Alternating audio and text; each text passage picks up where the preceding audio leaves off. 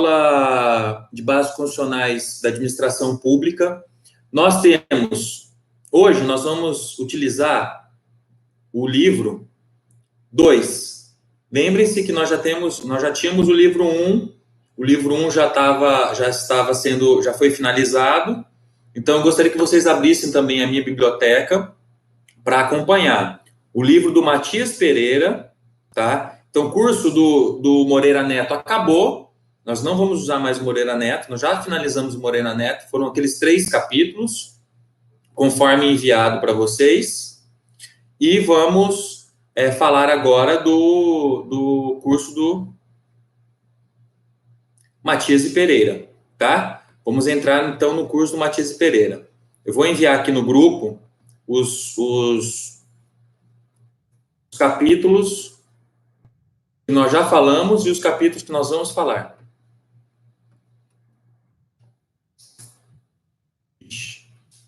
Saiu tudo junto. Bom, vamos lá. No Moreira Neto, nós já falamos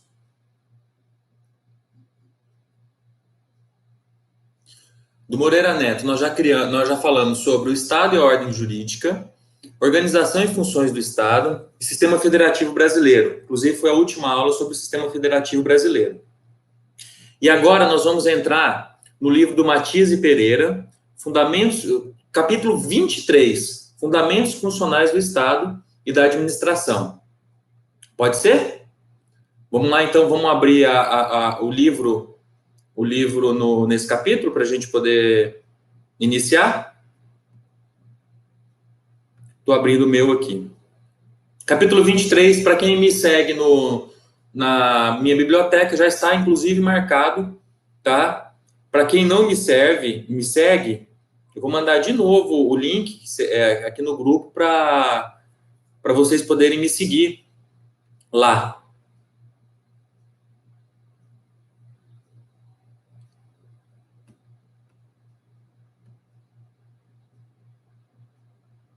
Espera aí que eu estou pegando aqui o link para vocês poderem me seguir.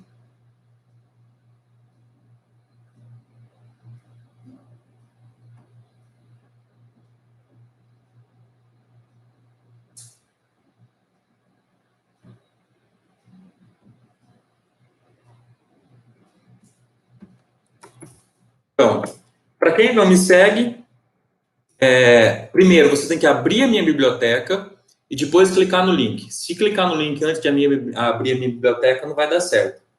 Pode ser?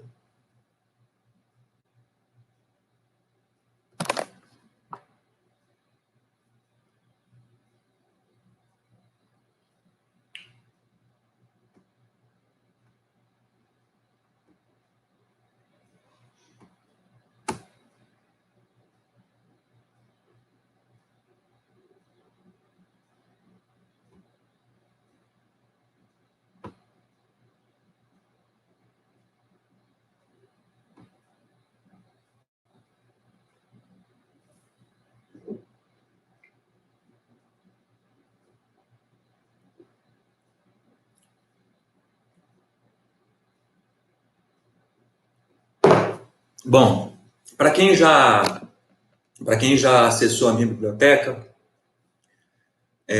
nós vamos começar. Gente, vamos lá, vamos falar um pouco sobre o conteúdo que nós vamos falar. Nós já tivemos os três capítulos. Tá, Tassiana, eu vou esperar um pouco. Enquanto isso, eu vou falando sobre o que vai cair, como que nós vamos fazer para os nossos trabalhos, a nossa avaliação. Nós já tivemos os 3 capítulos que eu passei anteriormente e vamos ter esse capítulo do Fundamento Constitucional do Estado e da Administração Pública. Aí, nós já tivemos 2 trabalhos, correto? O primeiro trabalho foi no Socrative, todo mundo já fez. O segundo trabalho foi aquele em sala de aula, tá? Esses trabalhos valeram 1 ponto cada um. Então, 1 ponto cada um. Agora, a gente vai ter mais 2 trabalhos. Nós vamos ter mais 2 trabalhos, valendo 6 pontos, 3 pontos cada um, soma 8, tá? A presença de vocês valerá mais um ponto, presença em sala, nessa sala virtual e a presença anterior. E o português vale 10% da nota, vale um ponto. Ou seja, os erros de português serão computados dos trabalhos que vocês fizerem e dos trabalhos que vocês já fizeram, que é o trabalho escrito que valia naquela apresentação, e não a apresentação em si, o trabalho oral. O trabalho oral foi só um desempenho para vocês destravarem. Tá bom? Então, o nosso material vai ser assim, nossa matéria até o final do bimestre. Nós vamos ter aula hoje, aula dia 31 e aula dia 7. Aí eu vou disponibilizar o material para vocês, uma avaliação para vocês em cada um dessas aulas. E aí nós vamos fazer o trabalho.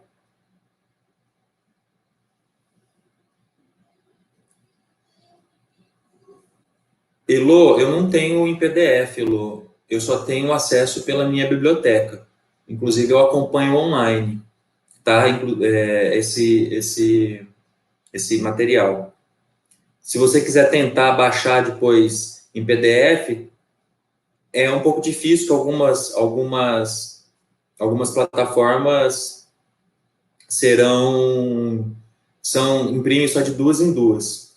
Ô, Jonathan, todos serão pelo Socrative. 2 nós já fizemos, e os próximos 2 serão pelo Socrative. Então, nós vamos ter esses 2 trabalhos ainda. Tá bom?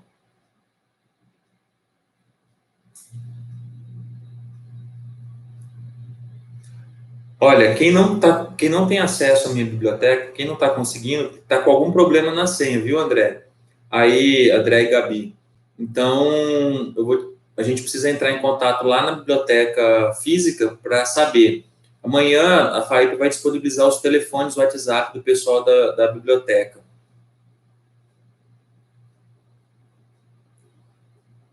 Amanhã, a FAIP vai disponibilizar o telefone de todo mundo, financeiro, biblioteca, enfim, os acessos remotos que a gente consegue. Bom, vamos lá. Fundamentos constitucionais. Então, já falado como nós vamos trabalhar, falado aqui sobre a nossa aula. Hoje nós vamos começar sobre os fundamentos constitucionais do Estado da Administração Pública. Antes, eu preciso saber se vocês têm alguma dúvida sobre o material que já foi passado. Porque esse material também vai fazer parte desses trabalhinhos nossos, tá? E eles são muito importantes para essa matéria. Então, vocês lembram o que nós já tivemos em aula?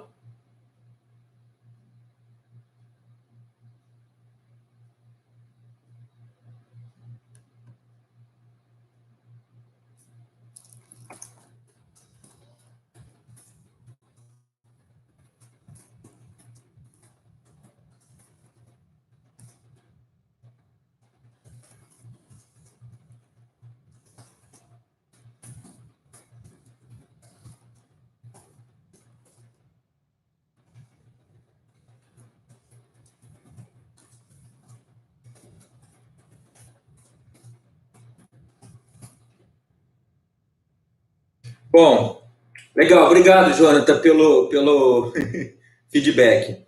Então, a gente falou, na primeira aula, nós falamos, deixa eu pegar aqui,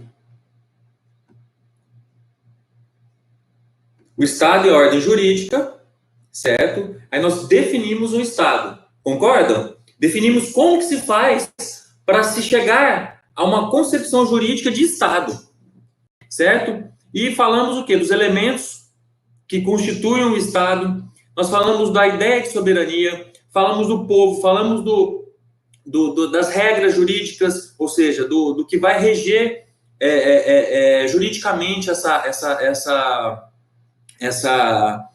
figura institucional. Falamos um pouco do território, inclusive nós fizemos algumas ressalvas dizendo sobre alguns estados que não são reconhecidos. Falamos sobre o Sealand, que é aquela plataforma inglesa militar que foi comprada por um grupo de ingleses e eles transformaram num parque de diversões. Falamos um pouco sobre o Estado Islâmico, que é um Estado que é um grupo que se auto-intitulou Estado, que tem várias características de Estado. Falamos um pouco sobre a Palestina, né? Em relação a ser um Estado, esses Estados que utilizam o sistema que não são reconhecidos pacificamente pelo mundo. Falamos um pouco do Brasil também e da América do Sul, que são estados totalmente, que são países totalmente reconhecidos e que formam estados soberanos. Tanto é que não houve invasão da Venezuela, não houve invasão da Venezuela em relação aos absurdos que aconteceram lá, com atentados à democracia, né? Deixa eu parar para ler aqui.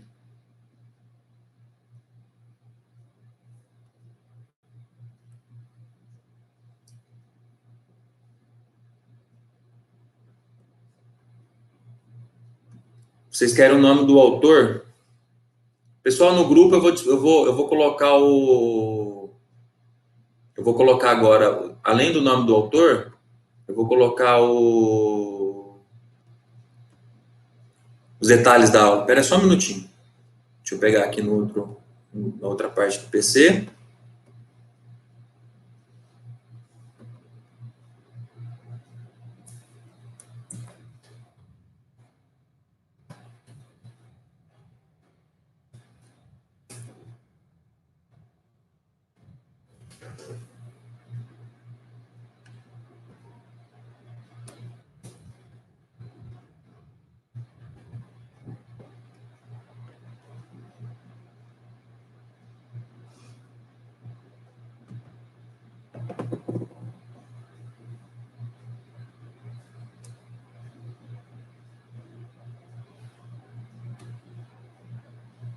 Obrigado, Jonathan. É isso mesmo. Esse é do Matias Pereira, tá? Abrem aí no grupo, já mandei o planejamento 2020. Tá lá escrito. Pessoal, de vez em quando eu tô olhando para cima, que eu tô com duas telas, tá? Eu tô com uma tela em cima e uma tela embaixo do notebook. É até estranho isso, né? Bom, vamos lá. Vamos dar continuidade, então. Então, a gente falou sobre organização política e jurídica, né? Demonstramos sobre os interesses, falamos sobre um pouco de ordem jurídica também, que faz parte dessa matéria. Falamos um pouco da ordem jurídica, expliquei o que é óbvio para nós. Por que é óbvio para nós? Porque o direito brasileiro já está consolidado. Então, nós temos as instituições fortes, inclusive, nós temos um presidente que foi condenado a partir de instituições, né? Outrora, os políticos nem indiciados eles eram. E dentro dessa política que nós temos. Política, quando eu falo em política, eu estou falando na ordem jurídica, tá? Não política no sentido de eleitos, mas na ordem jurídica que nós temos. Falando da base da pirâmide, falamos do topo da pirâmide, a Constituição Federal, que trouxe para nós todo o arcabouço que trata o nosso sistema. Certo? Vocês estão lembrados disso?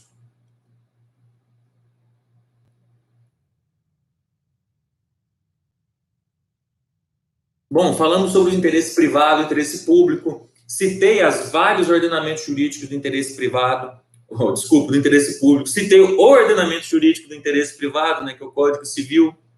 Então, falamos um pouco sobre a intervenção do Estado para que nosso Estado traga para nós o que a gente precisa para o nosso dia a dia.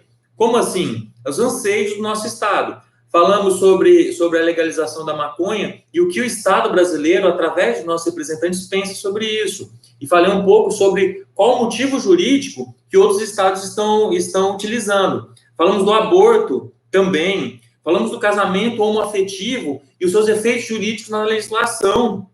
Isso é uma matéria já ultrapassada, mas nós falamos sobre isso, porque o Estado brasileiro ele quis dar legalidade a um negócio que já acontecia. Como o Estado brasileiro não quer dar legalidade a várias coisas que acontecem. Por exemplo, o aborto. O aborto é livremente ocorrem no Brasil, mas ninguém quer... ninguém quer, como eu falo, legalizar. Quando eu falo legalizar, é colocar dentro da lei. Então, o ordenamento jurídico está diretamente ligado aos anseios da população e aos nossos governantes, correto? Bom, o que mais nós falamos? Falamos sobre o conflito de interesse e o direito público. Citei desapropriação. Citei uma desapropriação famosa lá em São Paulo, que ocorreu com aquele cantor falecido, bom, fugiu o nome agora, desapropriaram a casa dele para fazer um... Lenine, desapropriaram a casa dele para fazer uma estação de metrô, certo? Olha, Pamela, gostei, hein? Vou baixar esse livro também, legal. Legal mesmo. Obrigado, viu, por ter enviado o livro para a gente. Bom, aí falamos também sobre o conflito de interesses. Ah, mas nós temos o direito privado, diz que nós temos direito à propriedade. Direito à propriedade, a propriedade é minha. Mas o ente público pode desapropriar a minha propriedade privada por um interesse coletivo. Um interesse maior do que esse interesse que a gente tem. Por quê? Que a gente tem individual. Para quê? Para o bem da sociedade. Então, das bases da Constituição em relação à administração pública, nesse conflito de interesse, é o quê? É a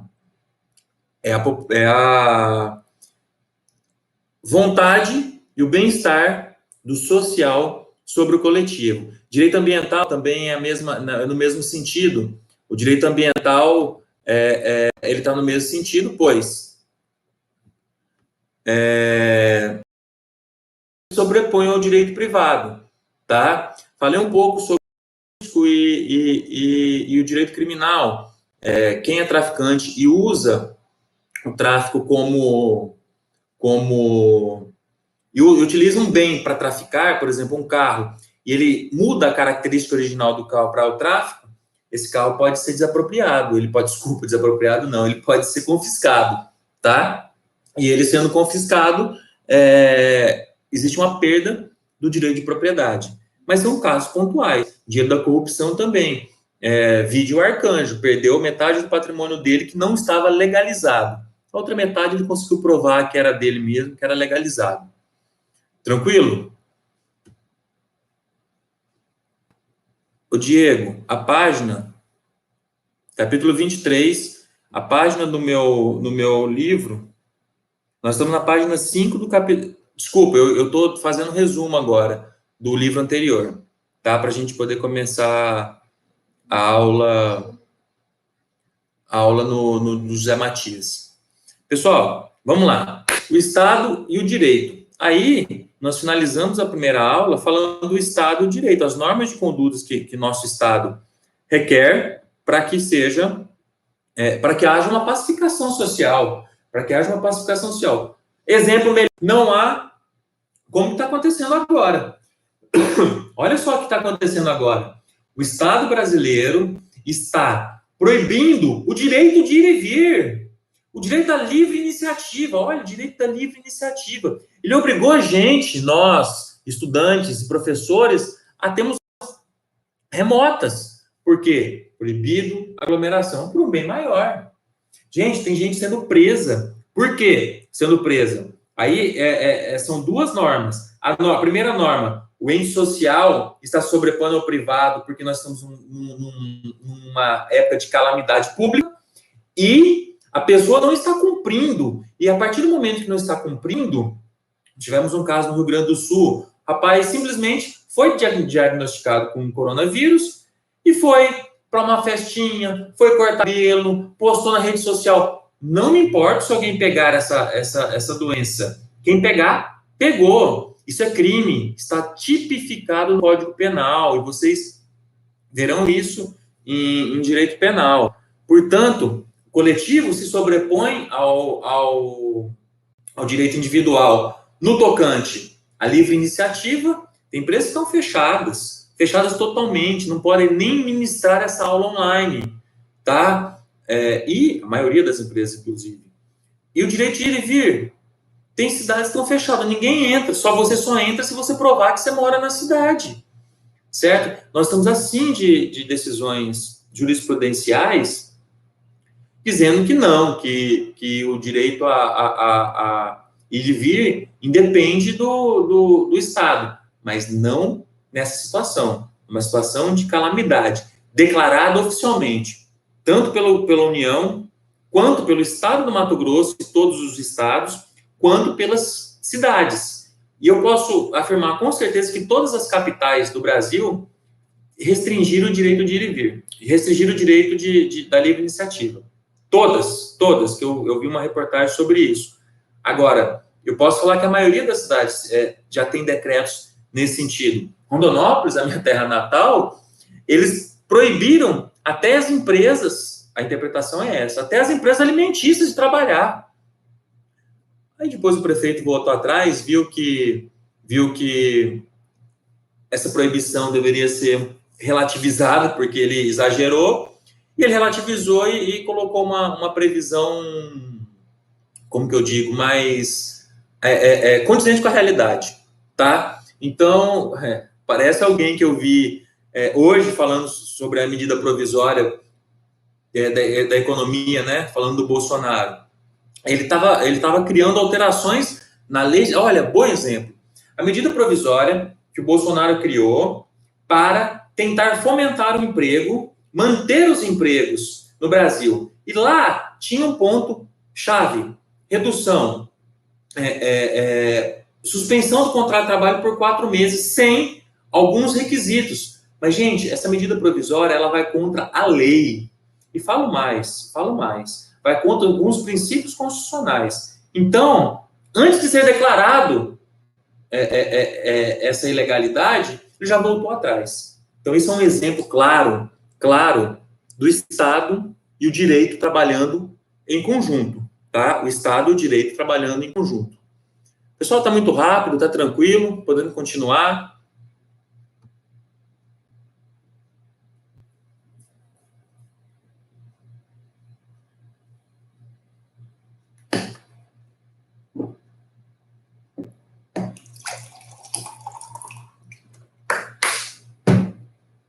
Beleza, então nós vamos continuar. Eu vou falar um pouco sobre os poderes do Estado, que nós falamos da outra vez. Nós já falamos na aula anterior. Então, os poderes do Estado. Essa aula dos poderes, inclusive, fez parte das apresentações, né?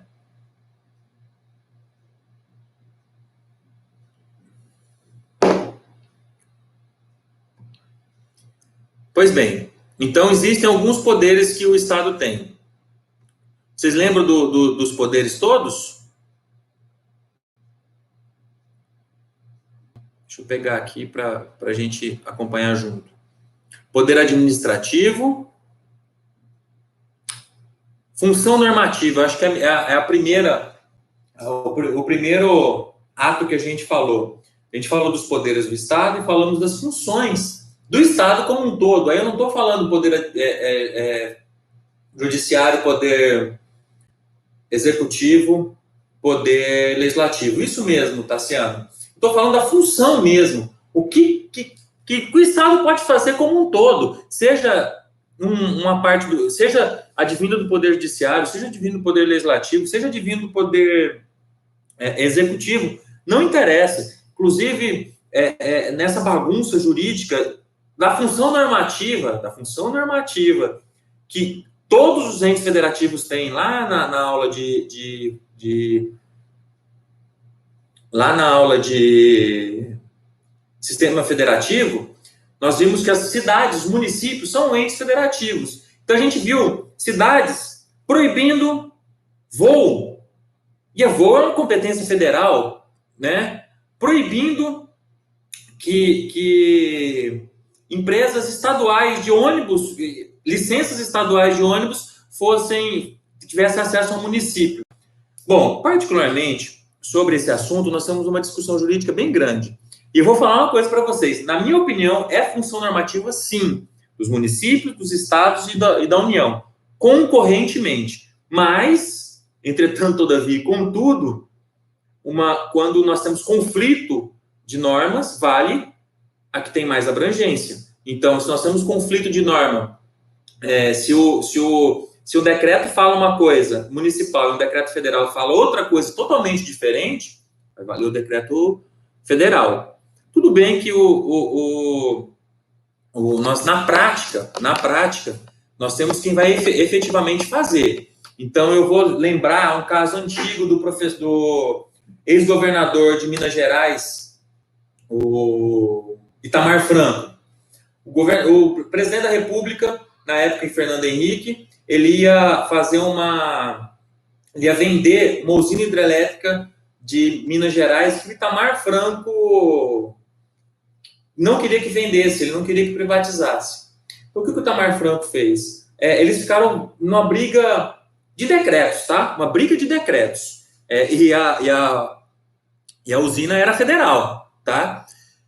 O que o Itamar Franco fez? Colocou a polícia militar. A polícia militar invadiu a usina hidrelétrica e tomou a usina hidrelétrica. Ele falou assim: agora eu quero ver quem vai privatizar, tá? Lógico que ele fez isso para chamar atenção e, no final das contas, ele conseguiu não privatizar na época, mas ela já foi privatizada, tá? Houve até tentativa de intervenção no estado de Minas Gerais, mas eu estou querendo demonstrar para vocês que a função normativa, às vezes, entra em conflito, federal, estadual e municipal. Sempre quando é concorrente, vai valer a federal. Nesse caso que eu falei, nem concorrente era exclusiva da União, então o Itamar Franco não tinha razão. Agora, trazendo esse exemplo do Itamar Franco para o nosso dia a dia. Tá, o que adianta o governo federal falar assim, ó, os aviões vão pousar, ou os ônibus vão entrar nas cidades, e o governo estadual colocar a polícia militar e falar assim, aqui ninguém entra. Perceberam? Porque, inclusive, os estados têm uma força militar, policial, para si, para justamente a União não ter uma vantagem total, porque ela já tem vantagem financeira e ela já tem muita vantagem financeira, que mais de 70% dos tributos arrecadados vão para a União, tá? E ela tem vantagem militar. Por isso que os estados têm também um pouco disso. Então, gente, na prática, um estado de emergência igual esse é totalmente justificável que a Polícia Militar, como fez o Rio de Janeiro, foi lá para a Ponte Rio-Niterói e falou assim, só passa aqui quem tiver autorização e ponto final. Quando fez a Polícia Militar de São Paulo, fechando as rodovias que descem para o litoral, falando, só passa aqui quem puder, porque estão interditadas as estradas. E se o estado do Mato Grosso quisesse colocar a gente na barreira, falar assim, não entra ninguém aqui, só quem transporta, aí é uma questão constitucional, você não pode proibir o que é necessário. Segurança é necessário, saúde nessa época é muito necessário, enfim, produção de alimentos é necessário, então tudo que envolver as questões necessárias para a sociedade, não há proibição, tá? Agora, o que não envolver questões necessárias para a sociedade, sim, efetivamente o Estado pode e tem um poder, além de normativo, um poder de efetuar sozinho essas questões. Tranquilo, turma?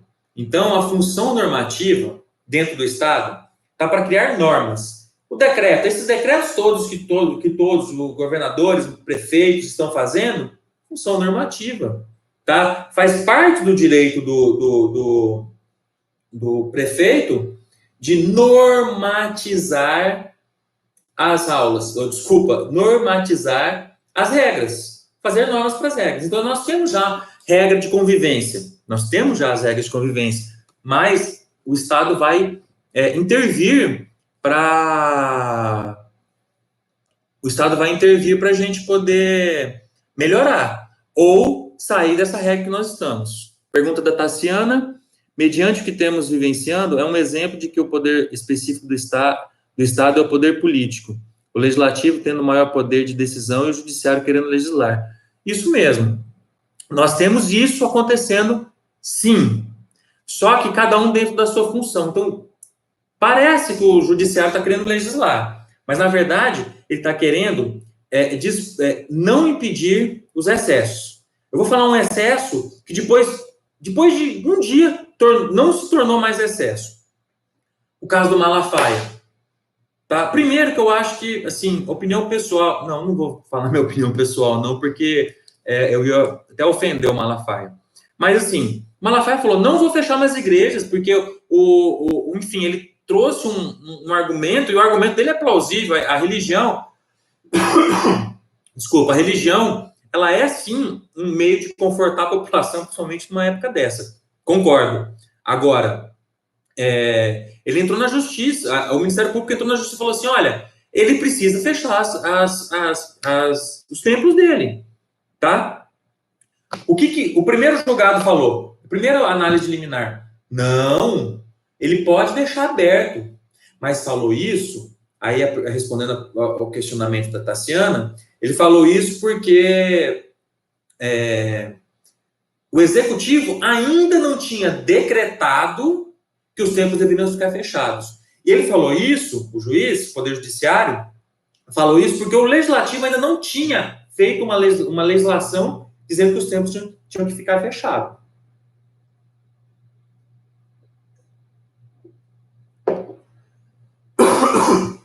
Portanto, deu a decisão corretamente. No outro dia, houve o decreto lá em São Paulo dizendo, tem que fechar. Aí já houve o decreto no Rio de Janeiro, aí houve o decreto em vários lugares.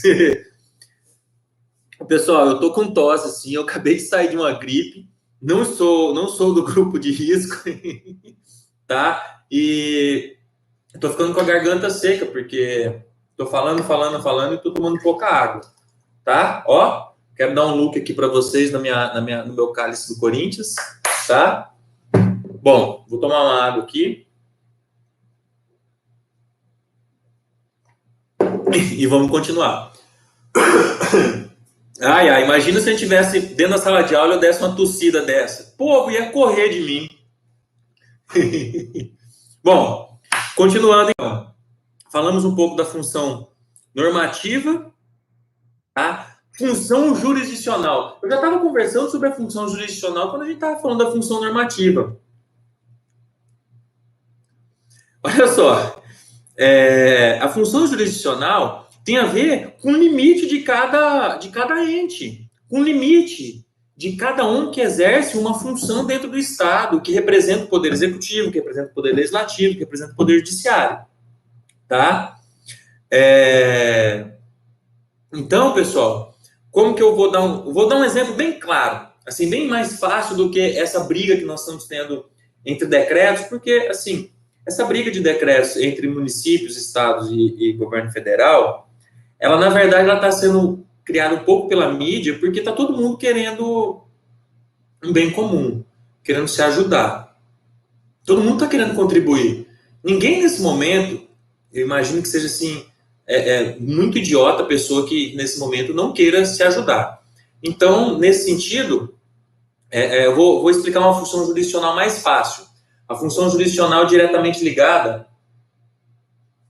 quando existe uma intervenção em uma casa, em um comércio que não tem autorizações legais. Então, esses dias atrás, aqui em Cuiabá, uma boate que o pessoal costuma fumar narguilé, ali na Miguel Sutil, ela foi interditada. Mas a polícia não foi lá e interditou sozinha. Porque existe a função jurisdicional, não é a função da polícia interditar uma área, mas a função é fiscalizar e verificar.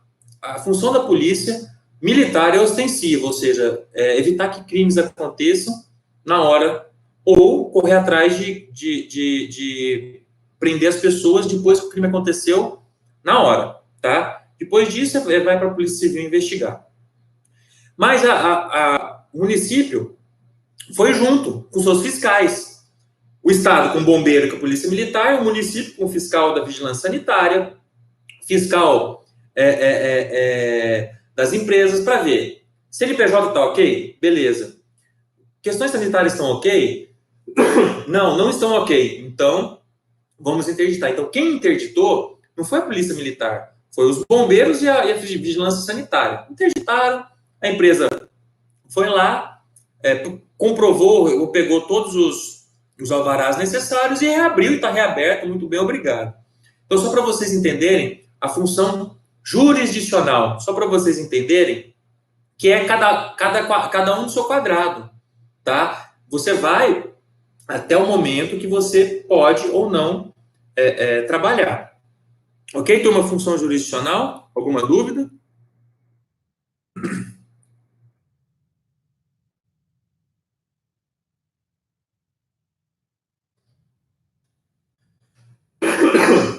Agora eu não estou conseguindo parar de tossir, só porque vocês falaram. Bom, função administrativa. A função administrativa, como que a gente, aí eu vou dividir um pouco em poder legislativo, executivo e judiciário, para mostrar como que cada um se organiza, né? Como cada um se organiza. Por exemplo, dentro do poder executivo, nós temos os ministérios, e cada ministério tem a sua função, né?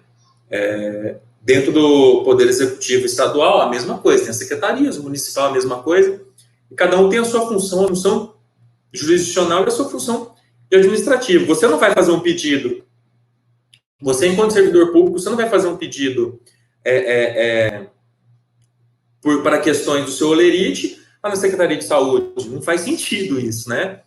Você é um funcionário estadual, você vai protocolizar lá no MTPrev, né? Eu acho que até mudou o nome do MTPrev agora, mas enfim, existe um setor de previdência. Nós temos um aluno, inclusive do primeiro semestre, que trabalha nesse setor. Então, cada macaco no seu galho, administrativamente falando. A função jurisdicional é para dar limites e a função administrativa para dizer quem faz o quê. Por exemplo, Secretaria de Saúde, atualmente, lá dentro nós temos um departamento exclusivo para pandemia, tá? Então, nós vamos entrar em contato com esse departamento. Eu tenho um grande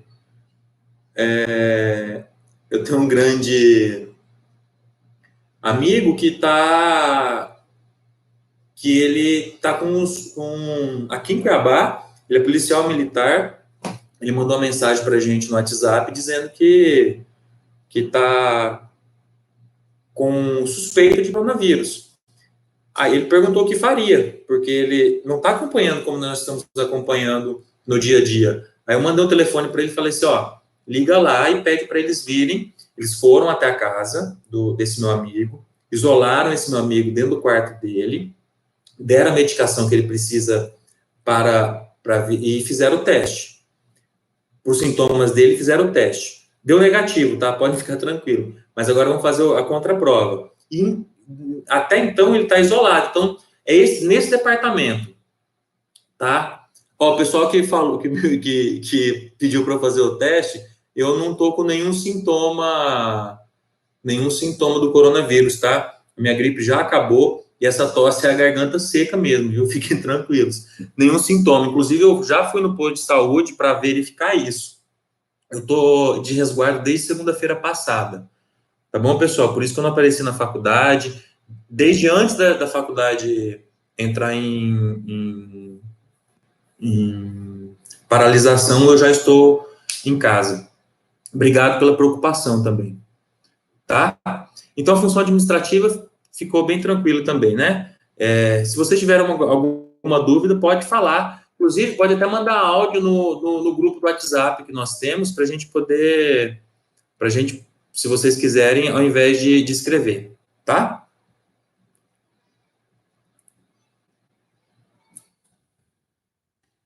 Função política. A função política, pessoal, está muito, muito registrada quando a gente verifica, por exemplo,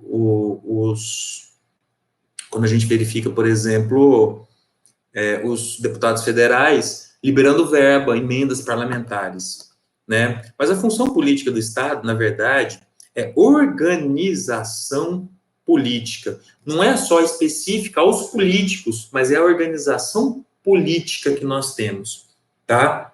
E que é um item que necessita de reforma. Nós já falamos bastante. Pois não, Pamela. Vamos voltar um pouquinho, então, na função administrativa, tá? Voltar na função administrativa agora. Se você olhar no livro nosso, tem no item 9.3, função administrativa, só que lá na frente, a distribuição da função, no item 10, também tem mais itens da função administrativa. Eu vou pedir para vocês colocarem lá, agora, no item 10.3. Então, o item 9.3 do capítulo 10º e no item 10.3. Lembrando que eu ainda estou no livro anterior, tá? Eu ainda estou no livro anterior. Bom, então a função administrativa. A função administrativa, a grosso modo, é como o Estado vai administrar-se, vai se administrar. Vai administrar as suas necessidades e necessidades dos contribuintes ou dos conviventes, tá? Por exemplo, vocês sabem onde que a gente vai para conseguir o passaporte? Eu queria estar em sala de aula para todo mundo levantar a mão e falar assim: eu sei, professor, na Polícia Federal. Na Polícia Federal. A Polícia Federal, que é o órgão que vai tratar sobre esse assunto. O assunto de passaporte. Mas poderia ser outro órgão. Porque, por exemplo, no Estado, RG já foi na Polícia Civil, agora não é mais. Agora o órgão pode atuar sem problema nenhum. Então, função administrativa é isso, é só organização estatal, tá? Organização estatal. Onde onde você vai atrás para conseguir o que você precisa, tá? Onde você vai atrás para conseguir o que você precisa.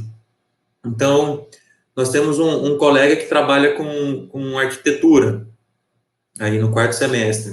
Ele precisa aprovar um projeto. Existe na prefeitura um local para aprovação de projetos, tá? Individuais. Mas também existe na prefeitura um outro local que se aprova projetos coletivos. Como assim projeto coletivo, professor? Um condomínio.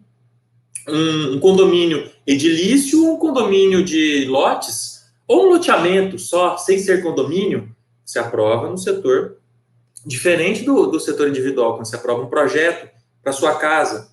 Você quer construir, vai fazer um projeto. Então, esse projeto, ele está diretamente ligado a esse órgão.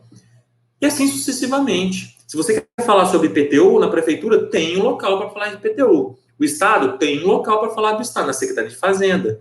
Na União, tem um local para falar. Onde que é? A Receita Federal. Receita Federal do Brasil. Fala de todos os tributos federais lá. Aí você chega lá na Receita Federal. O seu processo não está mais aqui, porque já foi ajuizado. Quem cuida disso? Procuradoria-Geral da Fazenda Nacional. Tá? E se for na Secretaria de Fazenda, Procuradoria-Geral do Estado. E se for no município? Procuradoria da Fazenda Municipal.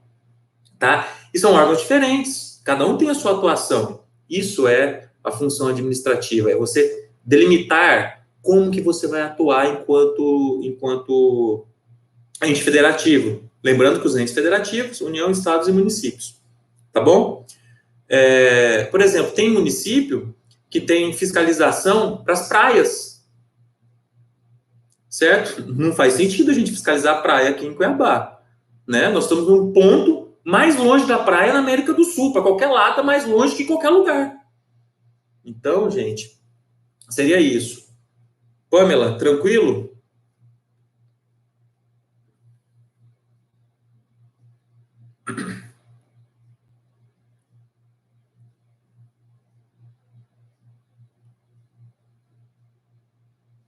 Bom, então a gente voltando a falar da função política, a função política ela está diretamente ligada ao que nós queremos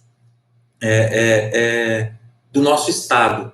Voltando lá na definição de Estado, definição de lei, o direito e o Estado. Aí a função política está diretamente ligada às discussões que nós temos em sociedade, que vão parar no Congresso, que vão virar ou não normas, tá? Discussão acalorada no começo do governo atual, do presidente Bolsonaro, sobre legalização das armas. Não, legalização da arma não, desculpa. A arma é legalizada no Brasil. É legal ter arma no Brasil. Legalização de andar armado em qualquer momento. Porque se você quiser ter uma arma, você pode ter uma arma em casa. Eu, por exemplo, só não tenho. Eu gostaria de ter uma arma em casa, só não tenho por causa dessas duas maravilhas aqui, ó. São crianças ainda e podem ter contato com armas. Então eu não quero ter. E não quero ter uma arma em casa, e também acho que a minha casa é protegida o suficiente para não ter uma invasão. Eu tenho o privilégio de morar num condomínio. E então, assim, não me vejo necessário. Gostaria de andar armado? Opinião pessoal? Gostaria. Mas é uma discussão que está tendo hoje em dia dentro do atual governo.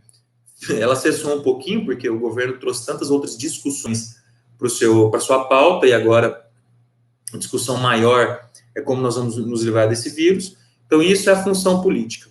Bom, passando um pouquinho para frente, a gente vai falar sobre a função de fiscalização, controle e zeladoria. Essas funções, turma, são feitas por vários órgãos diferentes. Por exemplo, a OAB. A OAB ela tem a função de fiscalizar também, não só, olha só que interessante, a OAB não fiscaliza só os seus filiados, ela fiscaliza um todo, ela fiscaliza a ordem pública. Existem ações que a OAB pode fazer. Isso, Tassiana, a lei é para flexibilizar o porte, não a posse. Quando eu falei posse, eu queria dizer a posse de trafegar, que a arma em casa você pode ter, tá bom? Você fez uma correção, uma interseção correta. Obrigado por ter me ajudado. Porte. A palavra correta, o item jurídico correto é porte. Discussão sobre o porte. Posse nós podemos ter em casa sem problema nenhum. Quando eu falei posse anteriormente, eu queria dizer porte. Tá? Bom, voltando então. Tribunal de Contas. O Tribunal de Contas também é um órgão de fiscalização, fiscaliza as contas públicas, federais, municipais e estaduais. Ministério Público. Função principal do Ministério Público. Função de fiscalização. É o fiscal da lei. Ele protege os menores, protege a aplicação das leis. Isso é a base. Lógico que ele faz também a questão criminal e tem exclusividade em vários assuntos para oferecer as denúncias. Isso vocês vão ver com o professor de penal. Tá? Defensoria Pública faz a defesa de quem não tem condições de fazer. Por quê? Porque ninguém será condenado a não ser por um julgamento. E para você ser julgado, você precisa ter um advogado. Tá? Então, se o advogado privado, que é o meu caso, não fizer gratuitamente sua defesa, ou não for um advogado ativo, você vai ter a Defensoria Pública a seu favor. Tá bom, turma? Nós falamos também, para finalizar a nossa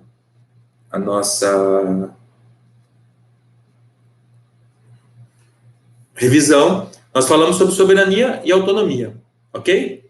Então, quando eu falo de soberania e autonomia, eu estou falando do quê?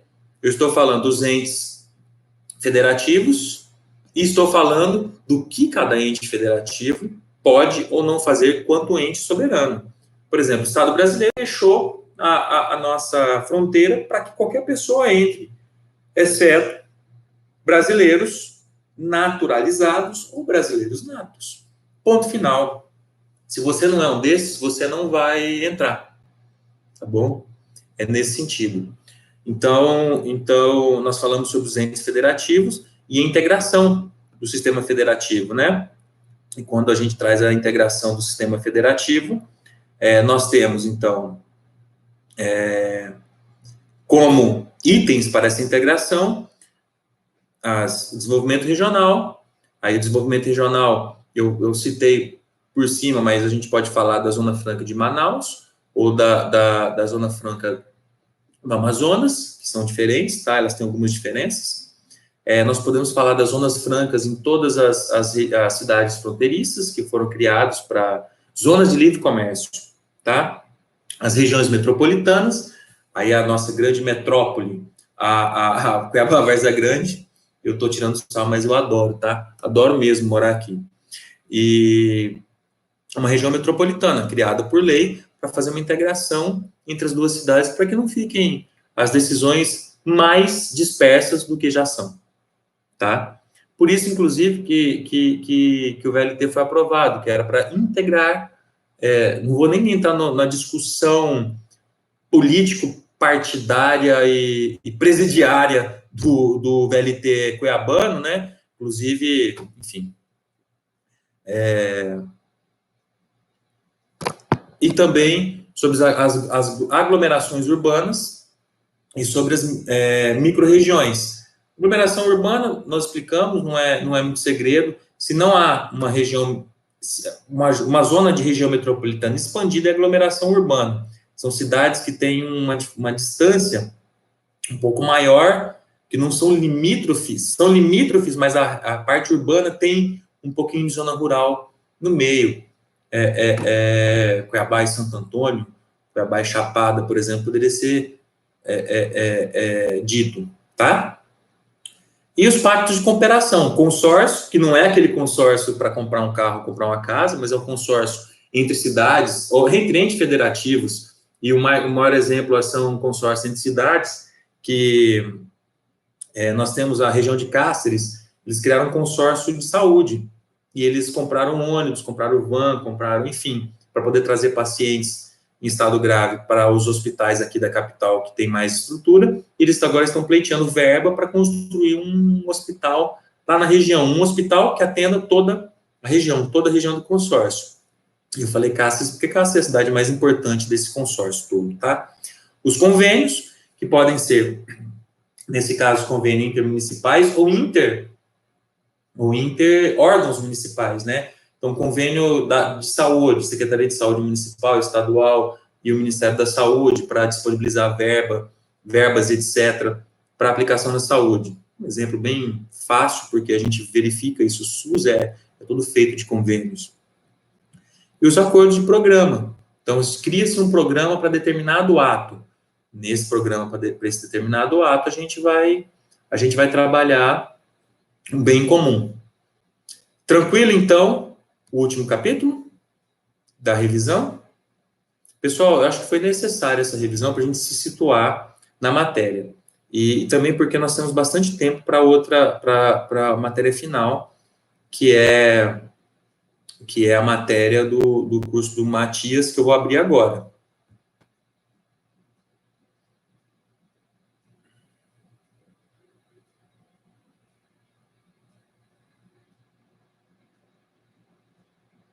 Livramento também, por que não Livramento?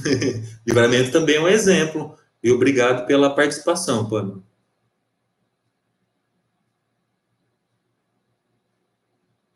Bom, vamos lá. Capítulo 23. Fundamentos constitucionais do Estado da Administração Pública. Tá? Falamos, então, vamos falar um pouquinho do artigo 1º. O Estado, a República Federativa, nós já falamos disso. Ela é soberana, cidadã, atua em relação à dignidade humana, valores do trabalho e livre iniciativa e o pluralismo político.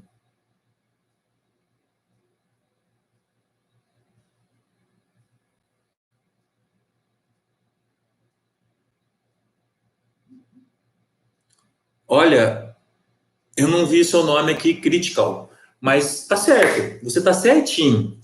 O Tribunal de Contas do Estado, da União e os 2 municípios que tem, porque são anteriores, também são órgãos de controle externo. E as controladorias são órgãos de controle interno. Inclusive, nós tivemos uma palestra com a controladoria estadual e a municipal, se não me engano, nesse ano já, né? Como parte daquelas palestras que a gente faz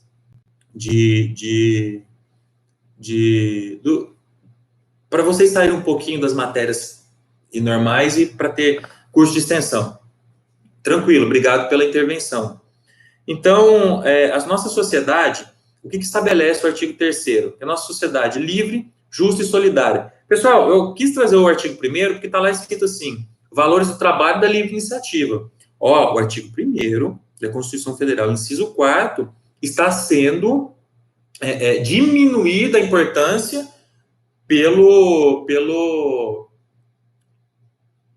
por questões de saúde pública, tá? Então, valores como trabalho e livre iniciativa. Mas isso não quer dizer que não está pensando no trabalho na livre iniciativa, tá? Por exemplo, os valores do trabalho e da livre iniciativa estão tendo, o Estado, e quando eu falo Estado, eu estou falando dos entes federativos, estão tentando mantê-los nessa época de exceção, nessa época de crise. De qual forma? Criando legislações para ajudar. Vou dar um exemplo da Inglaterra. A Inglaterra diz que vai pagar o salário dos trabalhadores por 60 dias, 90 dias, desculpa, não lembro, 4 meses, de até 80% em cima do salário mínimo, que é 2.500 libras, né? Legal. Isso é uma forma deles lá manterem o emprego. O que nós estamos fazendo aqui? Criou o CNP, dizendo que pode haver negociação trabalhista e etc. Tá? Eu não vou entrar nesse mérito, só quero dizer que, assim, os valores de trabalho e livre iniciativa continuam ativos, só que eles estão sendo repensados para esse momento de crise. Tá bom? Então, a nossa sociedade,